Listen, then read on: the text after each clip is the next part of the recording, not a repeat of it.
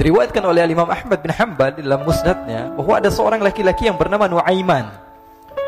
Ini Nuaiman di kehidupan Rasul sallallahu alaihi wasallam ada orang yang seperti itu gitu. Orang yang sering minum minuman keras. Rasul sallallahu alaihi wasallam marah, murka. Rasulullah kalau yang berhubungan dengan Rasulullah tidak marah. Tapi kalau sudah berhubungan dengan agama, Rasul sallallahu alaihi wasallam adalah orang yang paling marah, orang yang paling istiqomah dalam kebenaran. Maka Rasulullah panggil Nuaiman, apa yang kau lakukan? Dia katakan, aku minum minuman keras ya Rasulullah. Rasulullah cambuk dia. Kemudian dia bertobat kepada Allah. Kemudian ketahuan lagi minum. Kemudian dicambuk lagi oleh Rasulullah SAW. Sehingga sebagian sahabat memukul dia dengan pukulan yang banyak. Sehingga apa yang berlaku? Sebagian sahabat mengatakan, la'natullahi ala Nuaiman. Semoga Allah melaknat Nuaiman. Dia mempermainkan Rasulullah. Dia bilang sudah mau taubat tapi minum lagi. Dia bilang sudah mau taubat tapi minum lagi. Maka Rasulullah SAW mengatakan, la tal'anuh fa innahu yuhibbullaha wa rasulah. Kata Rasulullah, jangan kamu laknat Nuaiman, karena dia itu cinta sama Allah, cinta sama Rasulnya. Dalam riwayat dia dicintai Allah dan dicintai oleh Rasulnya Muhammad sallallahu alaihi wasallam. Ibn Majah menceritakan bahwa Nuaiman ini pernah suatu waktu diajak oleh Sayyidina Abu Bakar pergi ke negeri Syam. Negeri Syam itu di mana? Seperti yang diceritakan tadi, antara daerah Suriah, Lebanon, Yordania, kemudian Palestina. Daerah seperti itu. Umumnya orang Quraisy pada masa itu mereka memiliki rihlah berdagang, membeli dagangan ke Syam, kemudian dijual lagi di kota Makkah. Ketika itu Rasulullah SAW didatangi Abu Bakar. Sayyidina Abu Bakar mengatakan kepada Rasulullah, ya Rasulullah, saya mau izin ya Rasulullah. Mau apa? Saya mau ajak dua sahabat kamu ini ikut berdagang ya Rasulullah. Siapa kata Rasul? Nuaiman. Kata Rasulullah SAW, Nuaiman kamu mau ajak? Mau ngapain? Biar seru-seruan aja ya Rasulullah. Kata Rasulullah, ya sudah, saya izinkan kamu bawa Nuaiman. Ketika itu Sayyidina Abu Bakar membawa Nuaiman sama satu sahabat namanya Suwaibid ibn Harmalah. Siapa namanya? Suwaibid ibn Harmalah. Ini sahabat Rasulullah SAW yang memiliki sifat yang berbeda-beda. Kalau Nuaiman ini aneh. Pernah Rasulullah SAW dibawain makanan banyak, dikasih Rasulullah, dikasih sahabat semua. Semuanya sudah makan, tiba-tiba si Nuaiman ini, sahabat Nabi Nuaiman mengatakan kepada Rasulullah, ya Rasulullah, ini yang penjualnya, tolong kau yang bayar ya Rasulullah.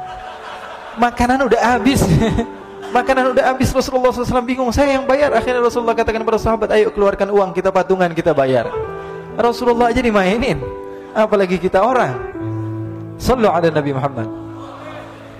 Nuaiman diajak Sayyidina Abu Bakar. Kata Rasulullah SAW, benar kamu mau ajak Nuaiman? Iya ya Rasulullah. Diajaklah. Diceritakan dalam riwayat Ibn Majah, diceritakan juga dalam Siyar A'lam An-Nubala, diceritakan juga dalam musnadnya Imam Ahmad bin Hanbal, dalam riwayat Imam Ahmad bin Hanbal.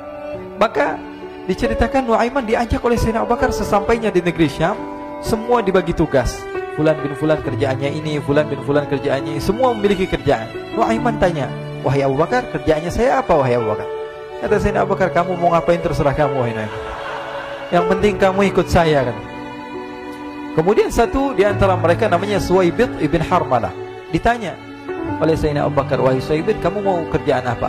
Kata Suwaibid, terserah kamu wahai Abu Bakar. Kata Sayyidina Abu Bakar, kamu menjaga makanan, karena saya tahu kamu ini adalah orang yang senantiasa menjaga amanah. Suwaibid ini kalau disuruh maju dia maju, disuruh mundur dia mundur, disuruh ke kanan dia ke kanan, disuruh ke kiri dia ke kiri. Orang yang ikut aja.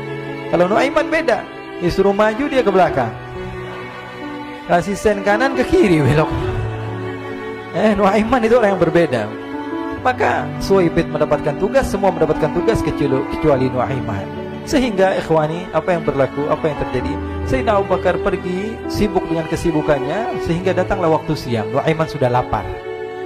Nuaiman cari makanan. Dia nggak punya uang, diajak Sayyidina Abu Bakar tapi tidak diberikan uang.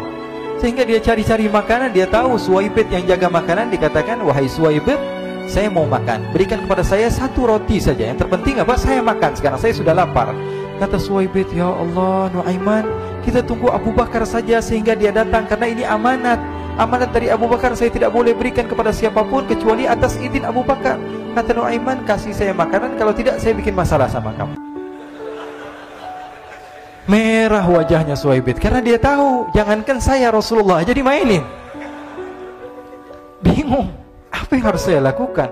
Akhirnya Nuaiman bilang, gampangannya aja, kata Nuaiman, kamu kasih saya makanan, atau kalau tidak saya bikin masalah sama kamu.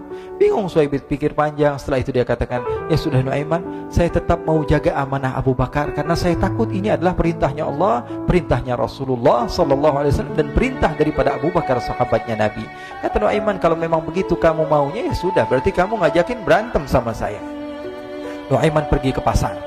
Dia cari-cari tempat penjualan hamba sahaya. Dia lihat-lihat beberapa hamba sahaya. Ini berapa harganya? Ini katanya 10 qalanis. Ini berapa? Ini harganya, hitungan orang zaman dahulu, kita sih hitung seperti dirham, berapa ratus dirham gitu, 200 dirham. Yang ini berapa? 300 dirham.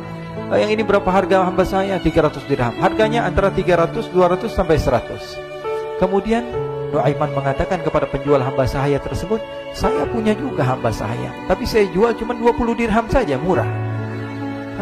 Apa benar ada hamba saya harganya segitu? Iya, karena dia punya aib, ada kekurangan. Apa? Nanti kalau kalian tangkap, dia bakalan teriak, saya ini bukan hamba sahaya, tapi orang merdeka. Akhirnya semua orang berkumpul mau beli. Ini Nuaiman sama Nuaiman diajak ke Suhaib bin Harmalah tadi.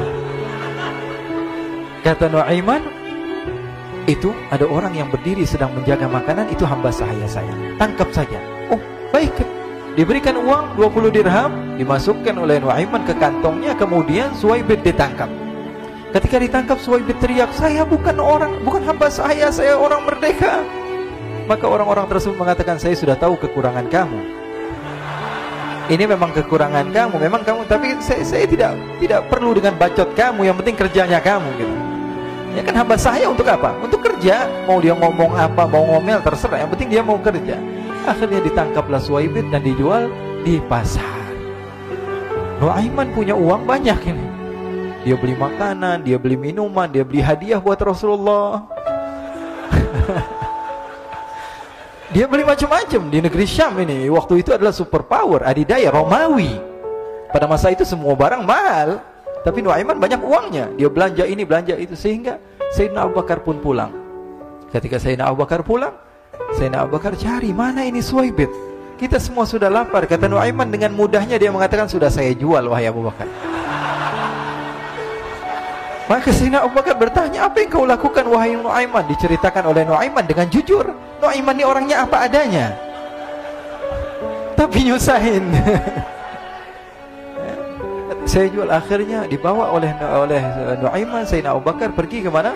Ke pasar. Lalu dibeli lagi oleh Sayyidina Abu Bakar As-Siddiq Suhaib, yang tadinya orang merdeka menjadi hamba sahaya sebentar, kemudian dia beli lagi oleh Sayyidina Abu Bakar. Pulang ke Madinah, kisah ini diceritakan di hadapan Rasulullah SAW. Maka perawi mengatakan, fadhahikan nabiyyu hatta badat nawajiduhu. Ketika diceritakan kisah Nuaiman tersebut dengan Suhaib, Rasulullah tertawa sejadi-jadinya, sehingga gigi geraham Rasulullah SAW nampak di wajah mata para sahabat. Sehingga perawi lain mengatakan, 1 tahun berlalu Rasulullah, setiap ada tamu yang datang pada Rasulullah akan ceritakan kisah Nuaiman menjual Suhaib tersebut.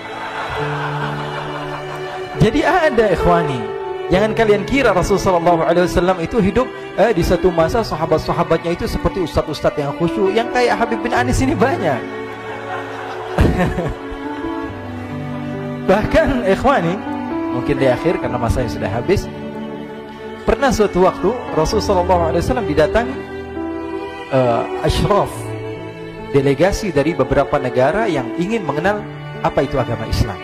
Sehingga mereka datang ke rumah Rasulullah SAW membawa unta, kendaraan yang ketika itu kendaraan yang paling mahal mereka miliki. Itu untanya yang paling mewah. Diikat di depan rumah Rasulullah SAW. Tamunya pun masuk, duduk bersama Rasulullah SAW. Di depan rumah Rasulullah SAW ada beberapa sahabat. Ada Sayyiduna Hamzah. Kalian tahu Sayyidina Hamzah adalah orang yang pemberani. Ada Sayyiduna Umar. Kalian tahu Sayyidina Umar adalah orang yang pemberani. Ada Sayyiduna Ali bin Abi Thalib. Ada Sayyiduna Sa'ad bin Abi Waqqas. 4 sahabat ini lagi nongkrong gitu depan rumahnya Rasulullah SAW, berjaga sebelum Allah Subhanahu wa ta'ala turunkan ayat wallahu ya'simuka minan nas. Ketika mereka sedang asyik duduk, tiba-tiba Nuaiman datang. Ini Nuaiman kalau datang pasti bikin sesuatu yang aneh.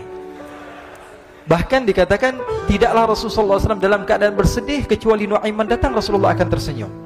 Jadi sebagian sahabat itu senang kalau sudah Nuaiman datang, pasti Rasulullah bahagia. Tapi ketika itu Nuaiman datang, ingin duduk bareng-bareng Sayyidina Hamzah. Sayyidina Hamzah katakan kepada Nuaiman, bercanda begitu. Nuaiman, kamu lihat unta orang datang dari luar Arab ini. Lihat, kata Nuaiman, ini besar banget, ini badannya besar gitu. Dagingnya pasti banyak. Iya, ini kalau kita sate enak nih ntar malam. Kata Nuaiman. Kata Sayyidina Hamzah, apakah kamu berani? Kata Nuaiman, saya berani aja asal kalian gak bilang sama Rasulullah. Kata Sayyidina Hamzah, benar wahai Nuaiman, benar kan? Akhirnya Sayyidina Hamzah lupa masalah itu, cuma bercanda-bercanda saja.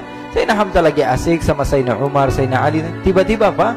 Ternyata ketika dia melihat unta tersebut sudah pisah antara kepala sama badannya. Nuaiman mengatakan, wahai Hamzah, ini unta saya sudah potong, saya mau pergi sebentar. Kalau Rasulullah cari saya, tolong jangan beritahu di mana saya. Nanti kalau keadaan sudah aman, mari kita nyate bareng-barengan. Ini ada yang seperti itu di zaman Rasulullah SAW. Maka dia pun berlari dan berlari mencari satu tempat supaya Rasulullah SAW dia selamat daripada Rasulullah SAW. Sehingga Sayyidina Hamzah bingung, ini kalau Rasulullah keluar gimana? Ada Hamzah Asadullah, ada Ali bin Abi Thalib, ada Umar, gak bisa jaga kendaraannya, tamunya Rasulullah SAW. Akhirnya benar apa yang terjadi, ikhwani. Rasulullah SAW tamunya mau pulang. Ketika dia buka pintu, tamu melihat apa? Untanya sudah begitu. Mereka teriak, wa naqatah, unta kami wahai Muhammad. Baru mau kenal Islam, unta kami, kendaraan kami sudah dibuang. Rasulullah SAW lihat Sayyidina Hamzah, lihat Sayyidina Ali. Mereka nggak bisa ngomong, mereka hanya bilang apa? Nuaiman ya Rasulullah. Rasulullah perintahkan Sayyidina Umar, wahai Umar, sekarang kamu ambil uang, kemudian kamu gantikan, kemudian kamu berikan 2 kali lipat daripada harta unta ini, sehingga apa? Agama Islam tidak didengar dengan sesuatu yang tidak baik di luar sana. Akhirnya diberikan harta, diberikan unta yang baru dan diberikan harta yang lebih untuk orang tersebut, sehingga orang tersebut tidak menjelek-jelekan agama Islam. Kata Rasulullah SAW, dan sekarang waktunya kita balas dendam sama Nuaiman. Nuaiman ternyata berlari tempat yang jauh sampai hampir keluar dari kota Madinah. Dia dapatkan seorang sahabat Nabi yang hadir juga dalam peperangan Badar, namanya Al-Miqdad bin Al-Aswad. Siapa namanya? Al-Miqdad bin Al-Aswad ketika itu sedang menggali sumur. Ketika sedang menggali sumur, Nuaiman datang. Nuaiman katakan kepada Miqdad, wahai Miqdad, wahai sahabat Rasul, kamu orang yang hadir dalam peperangan Badar, kamu adalah orang yang hebat. Dipuji-puji sama Nuaiman. Ada maunya ini. Akhirnya dia bilang, wahai Miqdad, tolong saya. Kenapa wahai Nuaiman, kamu ini kekasihnya Rasulullah, orang yang disayang sama Rasulullah. Kenapa? Saya ini sedang dikejar-kejar orang jahat. Tolong selamatkan saya. Saya pengen masuk ke dalam sumur, boleh atau tidak? Kata Miqdad, siapa yang mengejar kamu? Pokoknya saya dikejar sama orang-orang. Kamu mau atau tidak selamatkan saya? Ya sudah, selagi kamu itu adalah sahabat Nabi, silahkan kamu masuk. Masuk akhirnya Nuaiman ke dalam sumur tersebut. Lalu Nuaiman mengatakan, wahai Miqdad, dia keluar lagi. Nanti kalau ada yang cari saya, tolong jangan beritahu saya di dalam sumur ya. Kata Miqdad, baiklah.